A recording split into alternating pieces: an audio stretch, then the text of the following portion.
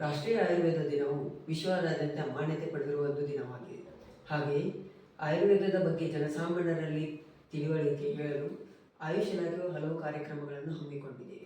2025ನೇ ಸಾಲಿನ ರಾಷ್ಟ್ರೀಯ ಆಯುರ್ವೇದ ದಿನವು ಮತ್ತೊಂದು ಧ್ಯೇಯದೊಂದಿಗೆ ಆಚರಿಸುತ್ತಿದ್ದೇವೆ. ಅದುವೇ Ayurveda for people and planet. ಇವತ್ತು ನಮ್ಮೊಂದಿಗೆ doctor Jayaraj B Basarigadad sir, professor HOD, DGM Ayurvedic medical college Gadag ಇದ್ದಾರೆ. Welcome you sir. ನಾವು ಇವರೊಂದಿಗೆ ಇಂದು ಆಯುರ್ವೇದದ ಬಗ್ಗೆ ಜನಸಾಮಾನ್ಯರಲ್ಲಿರುವ ತಪ್ಪು ಕಲ್ಪನೆಗಳು, ಪಂಚಕರ್ಮದ ಚಿಕಿತ್ಸೆಯ ಕುರಿತು ಹಾಗೂ ಆಹಾರದ ಮಹತ್ವ ಮತ್ತು ರೋಗಾವಸ್ಥೆಯಲ್ಲಿ ಪಥ್ಯ ಅಪಥ್ಯದ ಮಹತ್ವಗಳನ್ನು ತಿಳಿದುಕೊಳ್ಳೋಣ. ಸರ್, ಮೊದಲನೆಯದಾಗಿ ಆಯುರ್ವೇದದ ಬಗ್ಗೆ ಜನಸಾಮಾನ್ಯರಲ್ಲಿ ಕೆಲವು ತಪ್ಪು ಕಲ್ಪನೆಗಳಿವೆ. ಅದರ ಬಗ್ಗೆ ನಿಮ್ಮ ಅಭಿಪ್ರಾಯವನ್ನು ತಿಳಿಸಿ. ಮೊದಲನೇದಾಗಿ ಸಾಮಾನ್ಯವಾಗಿ ನಾವು ಗಮನಿಸಿದ್ದೇನೆಂದರೆ, ಆಯುರ್ವೇದ ಅಂದರೆ ಒಂದು ವೈಜ್ಞಾನಿಕ ಶಾಸ್ತ್ರ ಹೌದೇ ಅಲ್ವೋ? ಆಯುರ್ವೇದ ಅಂದರೆ ಏನು, ಕಾಸ್ಟ್ ಔಷಧಿ ಕೊಡ್ತಾರೆ, ತಲೆತಲಾಂತರದಿಂದ ಪ್ರಾಕ್ಟೀಸ್ ಮಾಡ್ತಾ ಬರ್ತಿರ್ತಾರೆ, ಅದನ್ನೇ ಔಷಧಿಗಳನ್ನ ಇವರು ಪರಂಪರಾಗತವಾಗಿ ಕೊಡ್ತಾರೆ ಅನ್ನೋ ಭಾವನೆ ಇತ್ತು. ಮುಖ್ಯವಾಗಿ ಒಂದೇದೇನೆಂದರೆ, ಆಯುರ್ವೇದವು ಒಂದು ವೈಜ್ಞಾನಿಕ ತಳಹದಿ ಮೇಲೆ ನಿರ್ಮಾಣ ಆಗಿರ್ತಕ್ಕಂಥ ವೈದ್ಯಕೀಯ ಶಾಸ್ತ್ರ, ಅದರಲ್ಲಿ ಯಾವುದೇ ಸಂದೇಹವೂ ಇಲ್ಲ. ಮೊದಲನೇದು. ಎರಡನೇದು, ಕೆಲವು ಜನರಿಗೆ ಯಾವ ಥರ ಒಂದು ಭಾವನೆ ಇದೆ ಅಂದರೆ, ಆಯುರ್ವೇದ ಔಷಧಿಗಳು ಮತ್ತು ಇನ್ನೊಂದು ಬೇರೆ ಶಾಸ್ತ್ರದ ಔಷಧಿಗಳನ್ನ ಸಾಮಾನ್ಯವಾಗಿ ಅಲೋಪತಿ ಅಂತೀವಿ, ಆ ಔಷಧಿಗಳನ್ನು ತೆಗೆದುಕೊಂಡಾಗ ಒಂದಕ್ಕೊಂದು ರಿಯಾಕ್ಷನ್ ಆಗುತ್ತೆ, ಒಂದಕ್ಕೊಂದು ತೊಂದರೆಗಳಾಗ್ತವೆ ಅನ್ನೋ ಭಾವನೆ ಐತಿ. ಅದು ತಪ್ಪು ಕಲ್ಪನೆ. ಯಾವುದೇ ಔಷಧಿಗಳನ್ನು ವೈಜ್ಞಾನಿಕವಾದ ತಳಹದಿ ಮೇಲೆ ಕೊಟ್ಟಾಗ ಆ ಥರ ಆಗುವಂಥದ್ದು ಯಾವುದೇ ಚಾನ್ಸಸ್ಸು ಇರೋದಿಲ್ಲ. ಅದನ್ನು ಗಮನಿಸಬೇಕು. ಯಾಕಂದರೆ ಪ್ರತಿಯೊಂದು ಔಷಧಿಯನ್ನು ನಾವು ಕೊಡಬೇಕಾದ್ರೆ ಒಂದು ಸಿದ್ಧಾಂತದ ಮೇಲೆ ಕೊಟ್ಟಿರ್ತೀವಿ, ಅದು ಕಡಿಮೆ. ಮೂರನೇದಾಗಿ ಸಾಮಾನ್ಯವಾಗಿ ಕಂಡು ಬರ್ತಕ್ಕಂಥದ್ದು ಏನಂದರೆ, ಕೆಲವು ಜನರು ಆಯುರ್ವೇದ ತುಂಬ ಸ್ಲೋ ಆಗಿ ಲೇಟಾಗಿ ಕೆಲಸ ಮಾಡುತ್ತೆ ಅನ್ಕೋತಾರೆ. ಇಲ್ಲಿ ಅದು ಎಷ್ಟು ಶೀಘ್ರಗತಿಯಲ್ಲಿ ಮಾಡುತ್ತೋ ಅಥವಾ ಲೇಟಾಗಿ ಮಾಡುತ್ತೋ ಅನ್ನೋದು ಮುಖ್ಯ ಅಲ್ಲ. ಅವ್ರು ಇರ್ತಕ್ಕಂಥ ತೊಂದರೆ ಎಷ್ಟು ದಿವಸಗಳಿಂದಿದೆ, ತೊಂದರೆ ಎಷ್ಟು ಪರಿಣಾಮಕಾರಿಯಾಗಿ ಹಲವು ದಿವಸಗಳಿಂದ ಅವರಿಗೆ ಬಾಧಿಸ್ತಾ ಇದೆ ಅನ್ನೋದು ಭಾಳ ಮುಖ್ಯ ಆಗುತ್ತೆ. ಅದರ ಮೇಲೆ ಔಷಧಿಗಳು ಕೆಲಸ ಮಾಡ್ತಾರೆ. ಇದು ತುಂಬ ಸಾಮಾನ್ಯವಾಗಿ ಕಂಡುಬರ್ತಕ್ಕಂಥ ವಿಷಯ. ಸರ್, ಪಂಚಕರ್ಮ ಅಂದ್ರೆ ಬರೀ ಮಸಾಜ್ ಅನ್ನೋದೊಂದು ಜನಸಾಮಾನ್ಯರಲ್ಲಿ ಕಲ್ಪನೆ ಇದೆ. ಆದರೆ ಮಸಾಜ್ ಮಾಡಿದ್ರೆ ಎಲ್ಲ ಆರಾಮಾಗ್ತಿತ್ತು ಅನ್ನೋದನ್ನು ಒಂದು ಅವರಿಗೆ ಭಾವನೆ. ಆದರೆ ಪಂಚಕರ್ಮ ಒಂದು ವೈಜ್ಞಾನಿಕ ಆಧಾರಿತ ಒಂದು ಚಿಕಿತ್ಸೆ. ಅದರ ಬಗ್ಗೆ ಹೆಚ್ಚಿನ ವಿವರವನ್ನು ತಿಳಿಸಿ. ಪಂಚಕರ್ಮ ಅನ್ನೋದು ಒಂದು ಆಯುರ್ವೇದದಲ್ಲಿ ಒಂದು ಚಿಕಿತ್ಸೆಯ ಭಾಗ. ಈ ಆಯುರ್ವೇದ ಹಲವಾರು ಚಿಕಿತ್ಸಾ ಉಪಕ್ರಮಗಳನ್ನು ಕೊಡ್ತಾರೆ. ಇವು ಬೇರೆ ಬೇರೆ ಥರದಂಥ ಚಿಕಿತ್ಸೆಗಳು. ಒಂದೇ ರೋಗಕ್ಕೆ ಅನೇಕ ರೀತಿಯಾದಂಥ ಔಷಧಿಗಳಿಂದ, ಅನೇಕ ರೀತಿಯ ಉಪಕ್ರಮಗಳಿಂದ ನಾವು ಚಿಕಿತ್ಸೆ ಮಾಡ್ಬೋದು. ಅದೇ ಆಯುರ್ವೇದದ ವಿಶೇಷತೆ. ಅಂದರೆ ಆಯುರ್ವೇದದಲ್ಲಿ ಸಾಕಷ್ಟು ವೈದ್ಯನಿಗೆ ಸಾಕಷ್ಟು ಸ್ವಾತಂತ್ರ್ಯವನ್ನು ಕೊಟ್ಟಾರೆ. ಹೀಗೆ ಮಾಡಬೇಕಂತಿಲ್ಲ. ಅವರು ಆಯುರ್ವೇದದಲ್ಲಿ ತಮ್ಮ ಇರ್ತಕ್ಕಂಥ ಎಲ್ಲ ನಿಯಮಗಳನ್ನು ಹೇಳ್ಯಾರ. ಆ ಹೇಳಿದ್ದನ್ನು ವೈದ್ಯ ತನಗೆ ಅರ್ಥೈಸ್ಕೊಂಡಂಥ ರೀತಿಯಲ್ಲಿ, ರೋಗವನ್ನು ಅರ್ಥೈಸ್ಕೊಂಡಂಥ ರೀತಿಯಲ್ಲಿ ಅದನ್ನು ಚಿಕಿತ್ಸೆ ಮಾಡ್ಬೋದು. ಅದರಲ್ಲಿ ಪಂಚಕರ್ಮ ಅಂತಕ್ಕಂಥದ್ದು ಒಂದು ಚಿಕಿತ್ಸೆ. ಇಲ್ಲಿ ಮುಖ್ಯವಾಗಿ ಕೆಲವೊಂದು ಉಪಕ್ರಮಗಳನ್ನು ನಾವು ಅಳವಡಿಸ್ಕೊಳ್ತೀವಿ. ಅದರಲ್ಲಿ ಪಂಚಕರ್ಮ ಅಂದರೆ ಬರೀ ಎಣ್ಣೆ ಹಚ್ಚಿ ಮಸಾಜ್ ಮಾಡೋದಂತಲ್ಲ, ಅದು ಒಂದು ಸಣ್ಣ ಚಿಕಿತ್ಸೆ. ಅದರಲ್ಲಿ ಆ ಥರನಾದಂಥ ಹಲವಾರು ಚಿಕಿತ್ಸೆಗಳಿದಾವೆ. ಮುಖ್ಯವಾಗಿ ತೊಂದರೆ ಆಧಾರಿತವಾಗಿ ಯಾವ ತೊಂದರೆ ಇದೆ, ಯಾವ ವಯಸ್ಸಿನಲ್ಲಿದ್ದಾರೆ, ಯಾವ ಥರದ ತೊಂದರೆ ಎಷ್ಟು ದಿವಸಗಳಿಂದಿದೆ, ಆ ಆಧಾರದ ಮೇಲೆ ಅನೇಕ ಚಿಕಿತ್ಸೆಗಳಿವೆ. ಮುಖ್ಯವಾಗಿ 5 ಪ್ರಾಮುಖ್ಯವಾದಂಥ ಉಪಕ್ರಮಗಳಿರುವುದಕ್ಕೆ ಇದಕ್ಕೆ ಪಂಚಕರ್ಮ ಅಂತ ಕರೀತಾರೆ. ವಮನ, ವಿರೇಚನ, ಬಸ್ತಿ, ನಸ್ಯ, ಇನ್ನೊಂದು ಬಸ್ತಿಯಲ್ಲಿ ಅನ್ವಾಸನ ಮತ್ತು ನಿರೋಬಸ್ತಿ ಅಂತ, ಇನ್ನು ಕೆಲವು ರಕ್ತಮೋಕ್ಷಣ ಅಂತ, ಇನ್ನೊಂದು ಈ ನಾವು ಲೀಚ್ ಮಾಡ್ತೀವಿ, ಲೀಚ್ ಹಸ್ತೀವಿ, ಜಿಗಳಿ ಅಂತ ಕರೀತಾರೆ. ಇವನ್ನೆಲ್ಲ ಸೇರಿಸಿ ಪಂಚಕರ್ಮ ಅಂತ ಕರೀತಾರೆ. ಇವು ಮುಖ್ಯವಾದಂಥವು. ಇದ್ರ ಜೊತೆಗೆ ಇನ್ನೂ ಹಲವಾರು ಚಿಕಿತ್ಸೆಗಳದಾವೆ. ಈಗ ನಾವು ಶರೀರದ ಮೇಲೆ ಮಾಡತಕ್ಕಂಥ ಅನೇಕ ಚಿಕಿತ್ಸೆಗಳವೆ. ಅದರಲ್ಲಿ ಮಸಾಜ್ ಅಂತಕ್ಕಂಥದ್ದು ಅಭ್ಯಂಗ ಅಂತ ಕರಿತೀವಿ. ಅಭ್ಯಂಗದ ಥರನೇ ಇನ್ನೂ 100 ಚಿಕಿತ್ಸೆಗಳು ಆಯುರ್ವೇದದಲ್ಲಿವೆ. ಆದರೆ ಪ್ರಚಲಿತವಾಗಿ ಜನರಲ್ಲಿ ಮಸಾಜ್ ಅನ್ನೋದು ಒಂದೇ ಪಂಚಕರ್ಮ ಅಂತಕ್ಕಂಥ ಭಾವನೆ ಇದೆ. ಅದು ತಪ್ಪು. ಮತ್ತು ಇಲ್ಲಾಂದರೆ ಎಲ್ಲ ಬರೀ ಮಸಾಜ್ ಮಾಡೋದ್ರಿಂದ ಆರಾಮಾಗಿಬಿಡ್ತಿದ್ರು. ಹಲವರಿಗೆ ಅದು ಮಾಡೋಕ್ಕಾಗೋದೇ ಇಲ್ಲ. ಅದಕ್ಕೆ ಅದು ಒಂದು ತಪ್ಪು ಕಲ್ಪನೆ. ಪಂಚಕರ್ಮ ಅಂದರೆ ಕೇವಲ ಮಸಾಜ್ ಅಲ್ಲ. ಸರ್, ಆಯುರ್ವೇದದಲ್ಲಿ ಆಹಾರವೇ ಔಷಧ ಅಂತ ಒಂದು ಮಾತಿದೆ. ಹಾಗೆ ಆಹಾರದ ಮಹತ್ವ ಮತ್ತು ರೋಗಾವಸ್ಥೆಯಲ್ಲಿ ಪಥ್ಯ ಅಪಥ್ಯದ ಪ್ರಾಮುಖ್ಯತೆಯನ್ನು ನಮಗೆ ತಿಳಿಸಿಕೊಡಿ. ಕೇವಲ ಯಾರಿಗೆ ತೊಂದರೆ ಆಗಿದೆ ರೋಗದಿಂದ ಬಳಲುತ್ತಿದ್ದಾರೆ ಅವ್ರಿಗಷ್ಟೇ ಆಹಾರದ ಪ್ರಾಮುಖ್ಯತೆ ಇಲ್ಲ. ಮೂಲಭೂತವಾಗಿ ಎಲ್ಲರೂ ಅರ್ಥ ಮಾಡ್ಕೋಬೇಕಾದದ್ದು ಏನಂದರೆ, ನಮ್ಮ ಶರೀರ ಆಗಿದ್ದು ಆಹಾರದಿಂದ. ನಾವು ಏನು ಸೇವಿಸ್ತೀವಿ ಅದರಿಂದ ಆಹಾರದ ಪೋಷಣೆ ಆಗ್ತಾ ಇರ್ತೈತಿ, ಅದರಿಂದ ಶರೀರದ ಬೆಳವಣಿಗೆ ಆಗ್ತಾ ಇರ್ತೈತಿ, ಅದರಿಂದ ಶರೀರದ ಅವನತಿನೂ ಆಗ್ತದೆ. ಅದು ನಮಗೆ ತಲೆ ಸ್ಪಷ್ಟವಾಗಿರಬೇಕು. ಹಾಗಾಗಿ ನಾವು ಆಯುರ್ವೇದದಲ್ಲಿ ಆಹಾರಕ್ಕೆ ಯಾಕೆ ಪ್ರಾಮುಖ್ಯತೆ ಕೊಡ್ತೀವಿ ಅಂದರೆ, ಆಹಾರದಿಂದ ಸರ್ವ ತೊಂದರೆಗಳು ಪ್ರಾರಂಭ ಆಗ್ತವೆ. ಅಲ್ಲಿ ಜೀರ್ಣಕ್ರಿಯೆ ಸಮಸ್ಯೆ ಆಗೋದಾಗಲಿ, ಚಯಾಪಚಯ ಕ್ರಿಯೆ ತೊಂದರೆ ಆಗೋದಾಗಲಿ, ಪೋಷಣೆಯಲ್ಲಿ ತೊಂದರೆ ಆಗೋದಾಗಲಿ, ಶರೀರಕ್ಕೆ ಸಿಗಬೇಕಾದಂಥ ಪೋಷಕಾಂಶಗಳ ಕೊರತೆ ಆಗೋದೆಲ್ಲ ಆಹಾರದಿಂದ. ಅಲ್ಲಿಂದ ಪ್ರಾರಂಭ ಆಗ್ತಕ್ಕಂಥ ತೊಂದರೆ ಅನೇಕ ಮಾರಣಾಂತಿಕ ತೊಂದರೆಗಳವರೆಗೂ ಹೋಗ್ತಕ್ಕಂಥ ಸಾಧ್ಯತೆ ಇರೋದ್ರಿಂದ ಅದಕ್ಕೆ ನಾವು ಆಹಾರಕ್ಕೆ ಪ್ರಾಮುಖ್ಯತೆ ಕೊಡ್ತೀವಿ. ಕೆಲವೊಂದು ಆಹಾರಗಳು ಸೇವಿಸುವುದರಿಂದ ಶರೀರದಲ್ಲಿರ್ತಕ್ಕಂಥ ಆರೋಗ್ಯಕರವಾದಂಥ ವಾತಾವರಣನ ಹಾಳು ಮಾಡಿಬಿಡ್ತವೆ. ಅದಕ್ಕೆ ನಾವು ಕೆಲವೊಂದು ಆಹಾರದ ಬಗ್ಗೆ ತುಂಬ ಪ್ರಮುಖವಾಗಿ ಈ ಥರ ಆಹಾರ ಸೇವಿಸಬಾರ್ದು, ಯಾವುದು ಆರೋಗ್ಯಕ್ಕೆ ತೊಂದರೆ ಮಾಡುತ್ತೆ ಅಂತ ಹೇಳ್ತೀವಿ. ಅದನ್ನು ಜನ ಪಥ್ಯ ಅಂತ ಕರೀತಾರೆ. ಪಥ್ಯ ಅನ್ನೋದು ಅದೇನು ದೊಡ್ಡ ಚಿಕಿತ್ಸೆ ಅಲ್ಲ, ಸಾಮಾನ್ಯವಾಗಿ ಮನುಷ್ಯರೆಲ್ಲರೂ ಅಳವಡಿಸ್ಕೋಬೇಕಾದಂಥ ಆಹಾರ ಪದ್ಧತಿ ಅಷ್ಟೇ.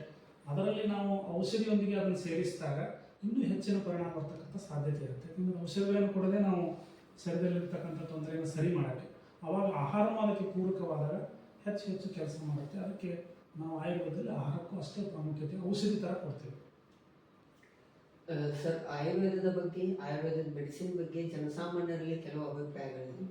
ಅದು ಎಷ್ಟು ಸರಿ ಎಷ್ಟು ತಪ್ಪು ಎಂದು ಸ್ವಲ್ಪ ತಿಳಿಸ್ಕೊಡಿ ಸರ್. ಮೊದಲನೇದಾಗಿ ಆಯುರ್ವೇದ ಔಷಧಿ ಸೈಡ್ ಎಫೆಕ್ಟ್ ಇದಾವೆ ಅಂತ ಹೇಳ್ತಾರೆ ಸರ್, ಅದು ಸರಿ ಅಂತ? ಎಲ್ಲ ಔಷಧಿಗಳಿಗೂ ಅಡ್ಡ ಪರಿಣಾಮ ಇರ್ತದೆ, ಎಲ್ಲ ಔಷಧಿಗಳಿಗೂ ಅದರದೇ ಆದಂಥ ಬೆನಿಫಿಟ್ಸ್ ಇದ್ದೇ ಇರ್ತವೆ. ಬಟ್ ಆಯುರ್ವೇದ ಔಷಧಿಗಳು ಎಲ್ಲವೂ ಅಡ್ಡ ಪರಿಣಾಮ ಮಾಡ್ತವೆ, ಸೈಡ್ ಎಫೆಕ್ಟ್ ಕೊಡ್ತವೆ ಅನ್ನೋದು ತಪ್ಪು ಕಲ್ಪನೆ. ಹಾಗಾದರೆ ಇಷ್ಟು ವರ್ಷಗಳ ಕಾಲ ಆಯುರ್ವೇದ ಇರ್ತಾನೆ ಇರಲಿಲ್ಲ. ಆಯುರ್ವೇದವನ್ನೇ ಎಲ್ಲೇ ಒಂದು ಕಡೆ ಬ್ಯಾನ್ ಮಾಡಿಬಿಡ್ತಿದ್ರೆ, ಇದು ಯಾವಾಗಲೂ ಅಡ್ಡ ಪರಿಣಾಮ ಕೊಡುತ್ತೆ ಅಂತ. ಈಗ ನೀವು ಗಮನಿಸಿದಾಗ ಮೊದಲಿಗಿಂತ ಹೆಚ್ಚೆಚ್ಚು ಆಯುರ್ವೇದ ಬಗ್ಗೆ ಚರ್ಚೆ ಆಗ್ತಾ ಇದೆ. ಆಯುರ್ವೇದ ಬಗ್ಗೆ ಸಿದ್ಧಾಂತಗಳ ಬಗ್ಗೆ ವಿಶ್ವದೆಲ್ಲೆಡೆ ಚರ್ಚೆ ಆಗ್ತಾ ಇದೆ. ಯಾಕಂದರೆ ಆಯುರ್ವೇದದ ಸಿದ್ಧಾಂತಗಳು ಅಷ್ಟು ಆರೋಗ್ಯಕ್ಕೆ ಸಮೀಪವಾದಂಥದ್ದು, ಮನುಕುಲಕ್ಕೆ ಒಳ್ಳೆಯದು ಮಾಡ್ತಕ್ಕಂಥದ್ದು ಅಂತಕ್ಕಂಥ ಉದ್ದೇಶ ಇರೋದ್ರಿಂದ ಆಯುರ್ವೇದ ಔಷಧಗಳನ್ನು ವೈಜ್ಞಾನಿಕ ತಳಹದಿ ಮೇಲೆ ಸರಿಯಾಗಿ ಅರ್ಥೈಸಿಕೊಂಡು ಕೊಟ್ಟಾಗ ಯಾವುದೇ ಅಡ್ಡ ಪರಿಣಾಮಗಳಾಗುವ ಸಾಧ್ಯತೆ ಇರುವುದಿಲ್ಲ.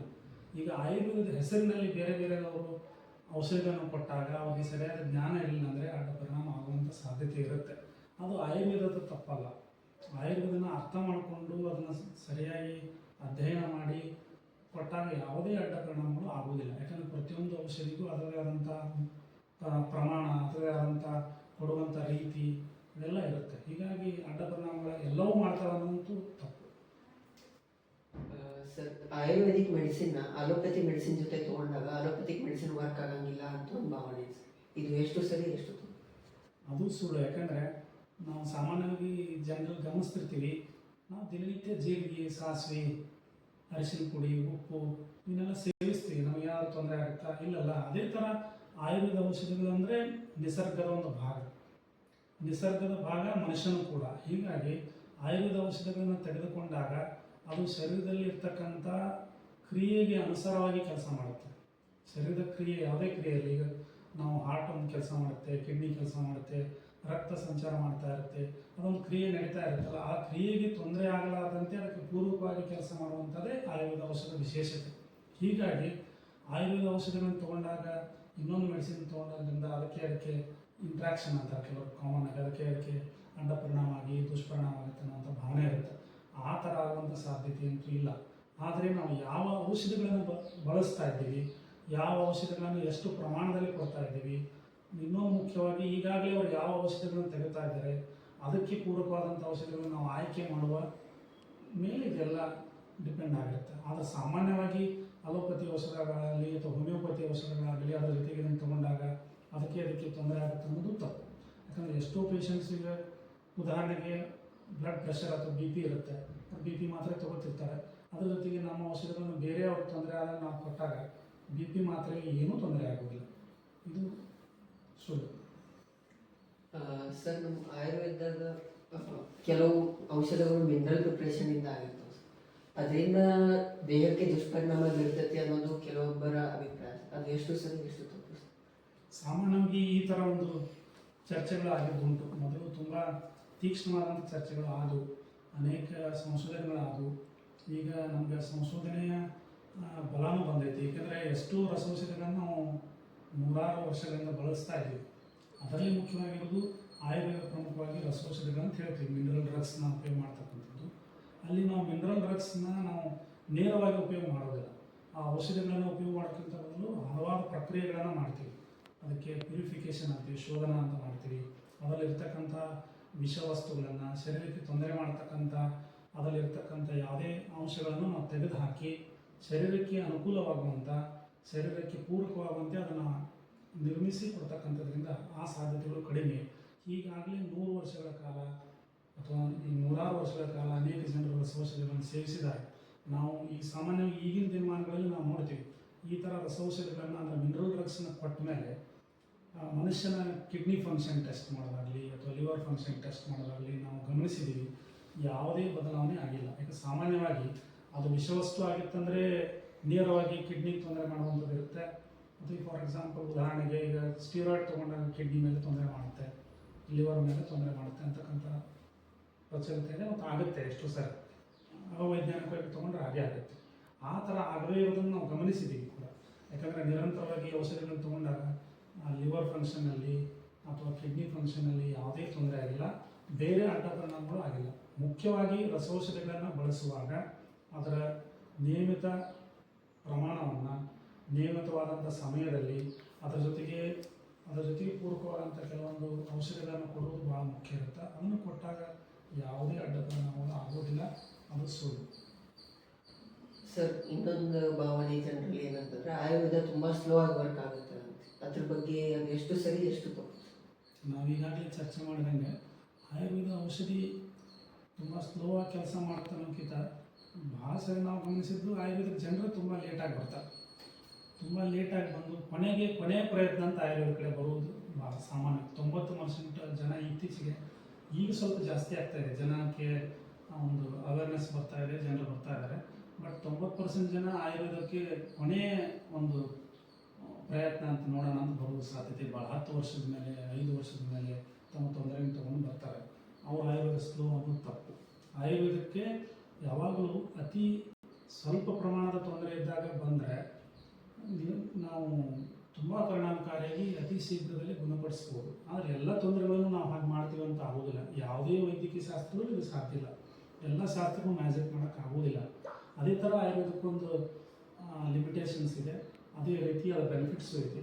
ಬಟ್ ಯಾವಾಗಲೂ ಆಯುರ್ವೇದ ಸ್ಲೋ ಆಗಿ ಕೆಲಸ ಮಾಡ್ತಂತಿಲ್ಲ. ಯಾಕಂದ್ರೆ ನಾವು ದಿನನಿತ್ಯ ನಮ್ಮ ಪ್ರಾಕ್ಟೀಸ್ನಲ್ಲಿ ನೋಡ್ತೀವಿ, ಅನೇಕ ಜನರು 2 ದಿವಸದಲ್ಲಿ ಗುಣಮುಖ ಆಗ್ತಾರೆ, ಒಂದು ವಾರದಲ್ಲಿ ಬದಲಾವಣೆ ಬಂದಿದ್ದನ್ನು ನೋಡ್ತೀವಿ.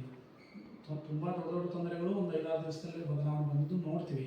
ಬಟ್ ಎಲ್ಲ ಸಮಯದಲ್ಲೂ ಅದು ಆಗೋದಿಲ್ಲ. ಸ್ಲೋನೇ ಆಯುರ್ವೇದ ಅಂದರೆ ಸ್ಲೋ ಅಂತ ಒಂದು ಗೋಲ್ಡನ್ ಸ್ಟ್ಯಾಂಡರ್ಡ್ ಸ್ಟೇಟ್ಮೆಂಟು ಅದು ಇಲ್ಲ, ಎಲ್ಲ ಕಡೆ ಅಪ್ಲೈ ಆಗೋದಿಲ್ಲ. ಅದು ಒಂದು ತಪ್ಪು ಕಲ್ಪನೆ ಜನರಲ್ಲಿ. ಸರ್, ಮೆಟಬಾಲಿಕ್ ಡಿಸಾರ್ಡರ್ಸ್ ಮತ್ತು ಜೆನೆಟಿಕ್ ಡಿಸಾರ್ಡರ್ಸ್ ಬಗ್ಗೆ ಆಯುರ್ವೇದ ಟ್ರೀಟ್ಮೆಂಟ್ ಇಲ್ಲ ಅಥವಾ ಆಯುರ್ವೇದ ವರ್ಕ್ ಆಗಲ್ಲ ಅಂತ ಒಂದು ಭಾವನೆ ಇದೆ. ಎಷ್ಟು ಸರಿ ಎಷ್ಟು ತಪ್ಪು ಸರ್?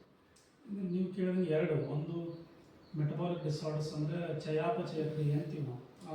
ಅದು ವ್ಯತ್ಯಯ ಆದಾಗ ಕೆಲವೊಂದು ತೊಂದರೆಗಳು ಬರುವುದುಂಟು. ಈಗ ಬೊಜ್ಜು, ಆಮೇಲೆ ಸಕ್ಕರೆ ಕಾಯಿಲೆ, ಈ ಥರದ್ದು ಚಯಾಪಚಯ ಸಾಮಾನ್ಯವಾಗಿ ಉದಾಹರಣೆ ಕೊಡೋದಾದರೆ ಅದನ್ನು ನಾವು ಪರಿಣಾಮಕಾರಿಯಾಗಿ ಚಿಕಿತ್ಸೆ ಮಾಡ್ಬೋದು ಆಯುರ್ವೇದ. ಬಿಕಾಸ್ ಆಯುರ್ವೇದ ಮೂಲಭೂತವಾಗಿ ಶರೀರದ ಮೇಲೆ ಪರಿಣಾಮ ಬೀರುವುದೇ ಚಯಾಪಚಯ ಕ್ರಿಯೆಯನ್ನು ಸರಿ ಮಾಡೋದು. ನಮ್ಮ ಚಿಕಿತ್ಸೆ ಮೂಲ ಉದ್ದೇಶನೇ ಶರೀರದ ಚಯಾಪಚಯ ಕ್ರಿಯೆಯನ್ನು ಸರಿ ಮಾಡೋದು. ಯಾಕಂದರೆ ಅಲ್ಲಿಂದನೇ ಎಲ್ಲವೂ ಪ್ರಾರಂಭ ಆಗ್ತಕ್ಕಂಥದ್ದು. ಹೀಗಾಗಿ ಚಯಾಪಚಯ ಕ್ರಿಯೆಯಿಂದ ತೊಂದರೆ ಆಗ್ತಕ್ಕಂಥ ಅನೇಕ ರೋಗಗಳನ್ನು ನಾವು ಗುಣಪಡಿಸ್ಬೋದು. ಇಲ್ಲ ತುಂಬ ತೀವ್ರತೆ ಇದ್ದರೆ ಅದನ್ನು ನಾವು ಅಟ್ಲೀಸ್ಟ್ ಒಂದು ನಿಯಮಿತವಾಗಿ ಅಲ್ಲಿರ್ತಕ್ಕಂಥ ತೊಂದರೆಯನ್ನು ನಾವು ಪರಿಣಾಮಕಾರಿಯಾಗಿ ನಿಯಂತ್ರಣದಲ್ಲಿಡ್ಬೋದು. ಈಗ ನೀವು ಮತ್ತೆ ಇನ್ನು ಆನುವಂಶಿಕವಾಗಿ ಬರ್ತಕ್ಕಂಥ ತೊಂದರೆಗಳ ಬಗ್ಗೆ ಮಾತಾಡೋದಾದರೆ ಅಲ್ಲಿ ಕೂಡ ನಾವು ಸಂಪೂರ್ಣವಾಗಿ ಗುಣಮುಖ ಮಾಡೋಕ್ಕೆ ಆಗಲಿಕ್ಕಿಲ್ಲ ಕೆಲವೊಮ್ಮೆ. ಬಟ್ ಅಲ್ಲಿ ನಾವು ಕ್ವಾಲಿಟಿ ಆಫ್ ಲೈಫ್ ಅಂತೀವಿ, ಅವರ ಕ್ವಾಲಿಟಿ ಆಫ್ ಲೈಫ್ನ ಚೆನ್ನಾಗಿ ಇಂಪ್ರೂವ್ ಮಾಡ್ಬೋದು, ಅವರ ಆಯುಷ್ಯನ ವೃದ್ಧಿ ಮಾಡ್ಬೋದು, ಅದರಿಂದ ಆಗ್ತಕ್ಕಂಥ ಬೇರೆ ಬೇರೆ ಉಪದ್ರವಗಳನ್ನು ಕಡಿಮೆ ಮಾಡೋಕ್ಕೆ ಸಾಧ್ಯತೆ ಇದೆ. ಅದನ್ನು ನಾವು ಪರಿಣಾಮಕಾರಿಯಾಗಿ ಮಾಡ್ಬೋದು. ಬಟ್ ಆನುವಂಶಿಕ ತೊಂದರೆಗಳನ್ನು ಅಥವಾ ಜೆನೆಟಿಕಲ್ ಡಿಸಾರ್ಡರ್ನ ಆಯುರ್ವೇದ ಟ್ರೀಟ್ಮೆಂಟ್ ಮಾಡುವಾಗೆಲ್ಲ ಅವ್ರ ಹತ್ರ ಔಷಧಿನೇ ಇಲ್ಲ ಅನ್ನೋದು ತಪ್ಪು.